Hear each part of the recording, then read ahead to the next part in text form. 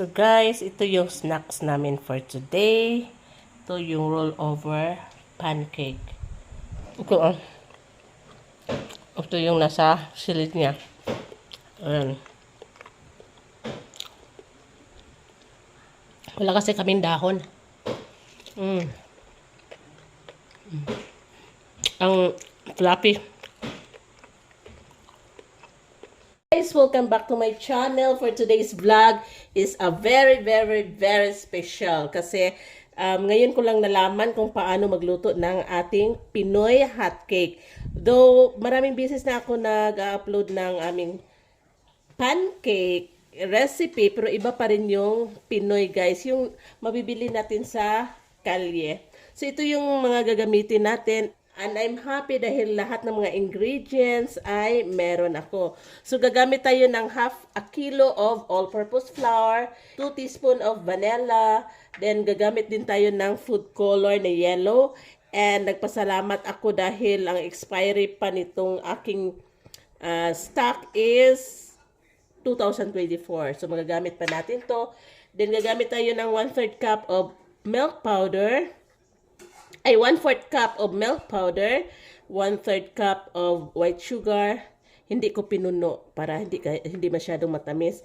Then 1/4 cup of oil, isang itlog, 3.5 cups of water, then ito ay 1 tablespoon of vinegar.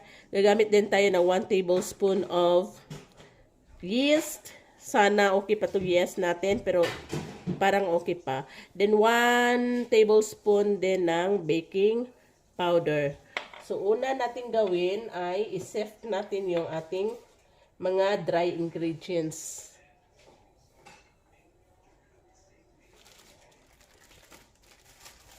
So binili ko tong all-purpose flour para sa manok ni Harold. Kaso gagawa tayo ng pancake, so bibili na lang tayo uli.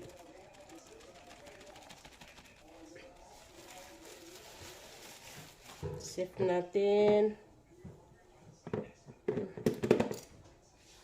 Wait.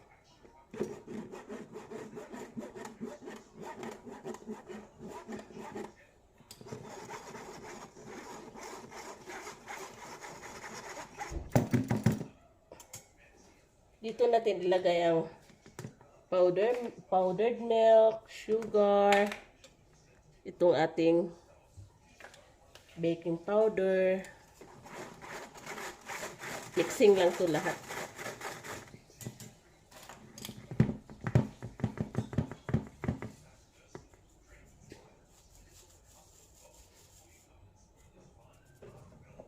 Tapos niyan, lagay natin tong ating yeast. Mamaya na yung vinegar. Then itong ating mantika, ang ating isang itlog,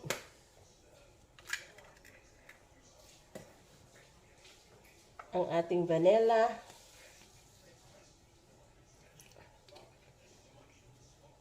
tagal na kasi akong hindi nakapag-bake kaya mula nung na-diagnose si Harold na may diabetes, hindi na ako masyadong nagbe-bake, guys.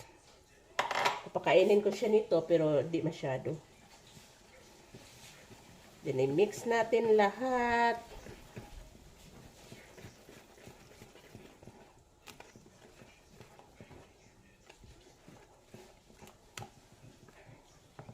Dito natin ilagay ang ating vinegar.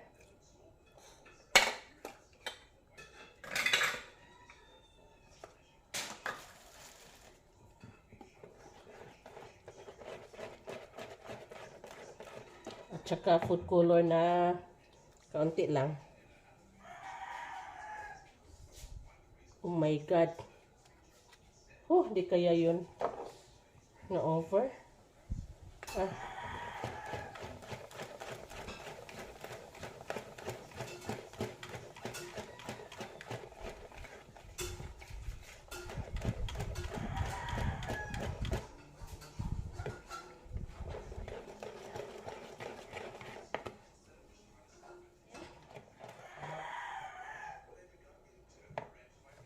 So, ililive muna natin to guys. Dahil may yeast, patutubuin muna natin na yan ang mga 15 to 20 minutes. So, mag-start na tagluto karon.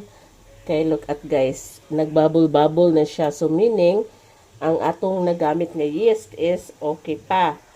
Mag-start na ta, kay dugay man ta mahuman. So, while sige luto, sige pa siya og tubo.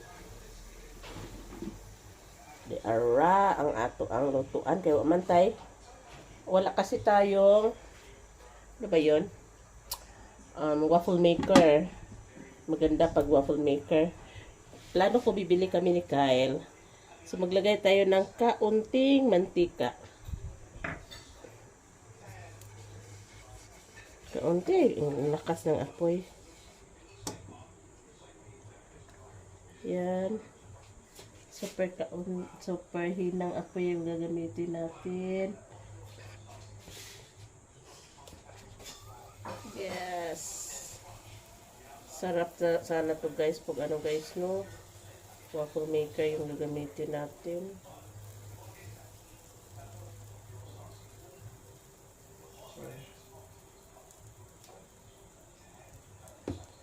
Maliliit pa yan. Pero maya maya.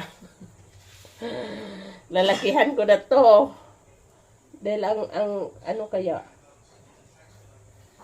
Ang hirap maghintay ng ano ba? Matagal. Ayan.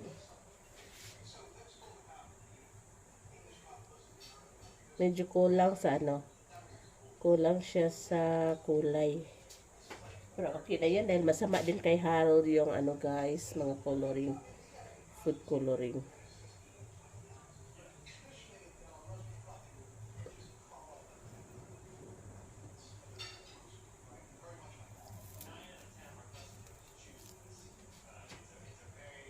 Lakihan ko na sa sunod guys. Oops. Almost.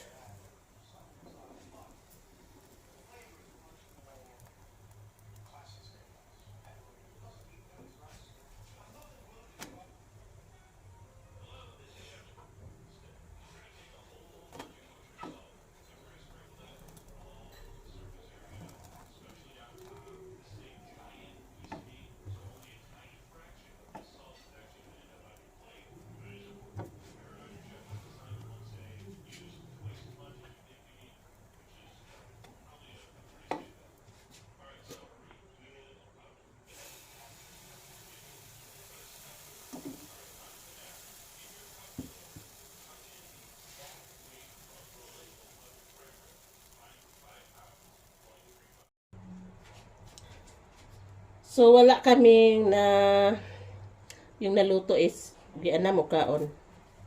Wala kaming na save.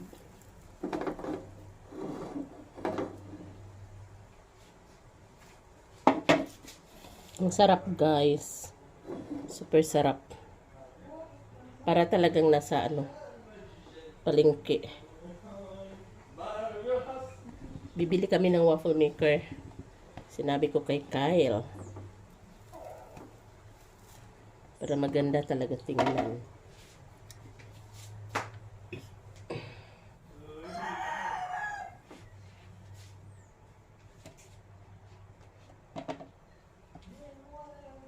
Tingnan nyo guys, oh, ano na siya. Nag-bubble na talaga siya. Tumubo na ba?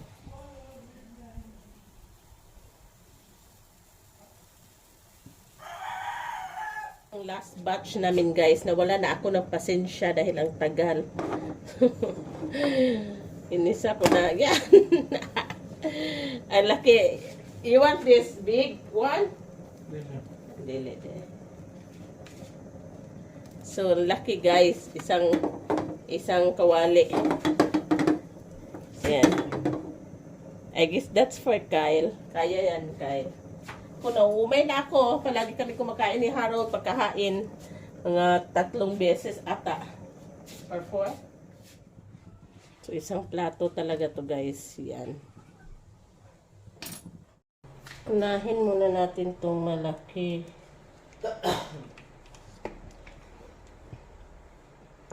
Kuhang-kuha talaga guys yung lasa.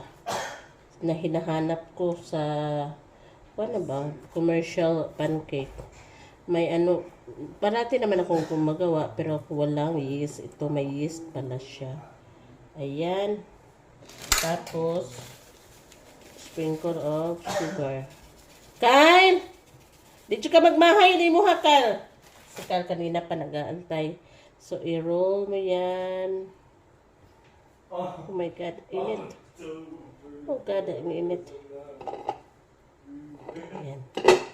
Yan yung kay Kyle.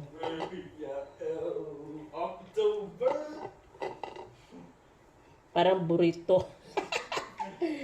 Tapos, ganito din gawin natin sa iba.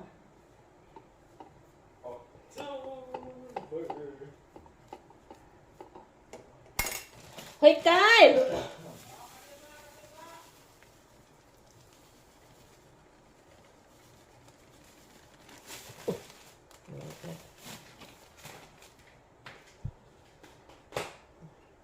How messy. And yan roll over.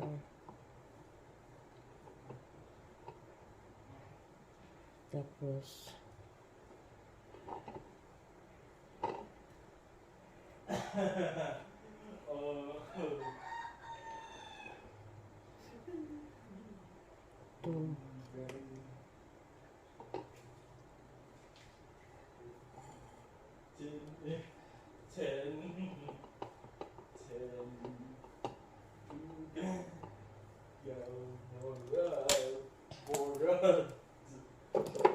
yung the rest, itatago ko yan.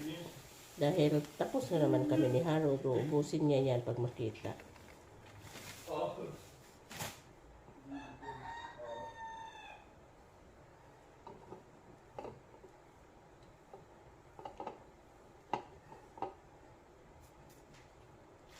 So guys, ito yung snacks namin for today. Ito yung rollover pancake. Ang sarap niya guys. Kain. Ito, ito yung nasa silid niya. Ayan. Wala kasi kaming dahon. Ang fluffy.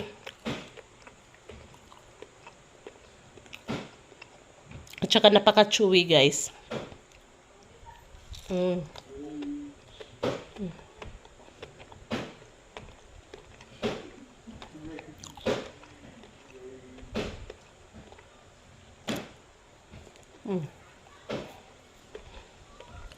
Sarap.